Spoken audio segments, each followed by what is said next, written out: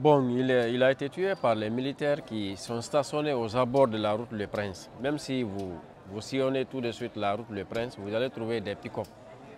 Que depuis les événements du 4 novembre, ils ont envoyé des pick-up là qui sont stationnés aux abords des routes, des différents carrefours. Donc, selon les témoins, que c'est l'un d'entre eux qui a tiré sur le petit. À 19h30, on m'a appelé pour m'informer que mon neveu vient de recevoir une balle sur la tête. Bon, j'ai demandé comment. On m'a dit qu'il était en ville. À son retour de son lieu de travail, il descendait du taxi à bord duquel il était. Comme il loge près de la mosquée El Ahmad Baye Lodjini, juste derrière la mosquée, c'est là-bas il loge. Il voulait traverser maintenant pour aller chez lui. Il a reçu automatiquement une balle sur la tête. Il paraît qu'il y avait une manifestation spontanée, donc à laquelle personne ne s'attendait. Il est venu tomber sur ça et lui il a reçu la balle directement sur la tête. Il a été évacué d'urgence à l'hôpital Jean-Paul II. Ceux-ci nous ont dit de partir à Sino-Guinée. Arrivé là-bas aussi, ceux-ci aussi nous ont dit de nous diriger vers Donka. Et arrivé à Donka, il était déjà décédé. Et nous l'avons placé là-bas jusqu'au petit matin aujourd'hui. On s'est rendu à la morgue pour récupérer le corps. Ceux dont nous avons trouvé à la morgue nous avaient dit que si nous comptons porter plainte, qu'ils allaient appeler un médecin légiste, il allait faire l'autopsie et ensuite référer le procureur de la République. Mais comme la procédure là, elle est longue, et puis il y a souvent en Guinée, quand il y a meurtre, il y a des enquêtes ouvertes. Mais les enquêtes n'ont jamais abouti à quelque chose. Et ce qui est fait est fait. Donc nous avons récupéré nous le corps. Et à 14 h, la famille s'est convenue de l'enterrer. À 30 ans, il est marchand de profession. Il n'est pas marié, il est célibataire.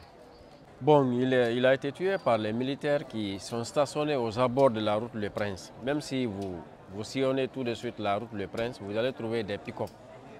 Que depuis les événements du 4 novembre, ils ont envoyé des pick-up là qui sont stationnés aux abords des routes, des différents carrefours. Donc, selon les témoins, que c'est l'un d'entre eux qui a tiré sur le petit.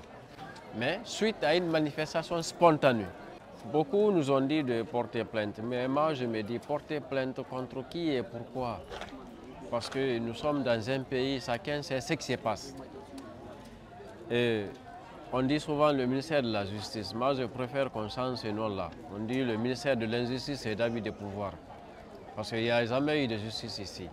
Donc c'est pourquoi nous préférons la justice divine. Parce que cela va se produire. Nous avons la foi, nous avons la certitude. Nous sommes des croyants. Nous attendons ces jours. Parce que celui qui a commis cet acte odieux, ignoble, consciencieusement, il le sait. Nous, les humains, nous ne le savons pas, mais Dieu le sait, parce que lui, c'est quelqu'un qui ne somnole même pas à plus forte raison de dormir. Donc nous préférons cette justice-là. Parce que nous nous sommes dit, même si nous portons plainte, est-ce que ça va aboutir? Il y a tant de victimes. Vous savez, un pays ne peut pas fonctionner si les hommes ne sont pas intègres. Le problème de la Guinée, c'est quoi? C'est les hommes. Les ressources humaines, là, c'est ça qui compte dans un pays. Ce n'est pas les ressources naturelles. Sinon, un pays normal, quand il y a une victime, 2 ou 3 au moins, qu'on sache qui a fait quoi, qui a tué et qui n'a pas tué, et pourquoi. Mais comme tel n'est pas le cas, nous sommes dans un pays où les hommes marchent avec la tête et non les pieds. Les autres pays, les hommes marchent avec les pieds, ils réfléchissent avec la tête. Le contraire chez nous, c'est ça.